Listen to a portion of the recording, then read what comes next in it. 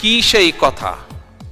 সেই কথাটি হচ্ছে বাংলাদেশ জাতীয়তাবাদী দল বিএনপি বিশ্বাস করে যে জনগণই সকল ক্ষমতার উৎস। আকাশ এবং জমিনের শক্তিশালী কে? কিন্তু আমার দেশের জনগণ, কিছু কিছু রাজনীতিবিদরা বলে জনগণই নাকি সকল ক্ষমতার, সকল শক্তির উৎস। কি পাগল! তুমি ক্ষমতার উৎস? নাকের মধ্যে ময়লা, দাঁতে ছাতা, পেটের মধ্যে দুর্গন্ধ ভরা, ক্ষমতার উৎস? আশ্চর্য কথা।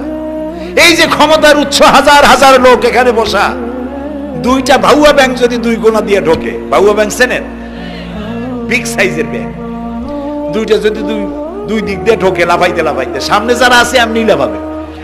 অন্তত টঙ্গী তামিরুল মিল্লাত মাদ্রাসা ছাড়াইয়া তারপরে ফিরে তাকায় বলবে, ভাই আমরা দৌড়াই কেন?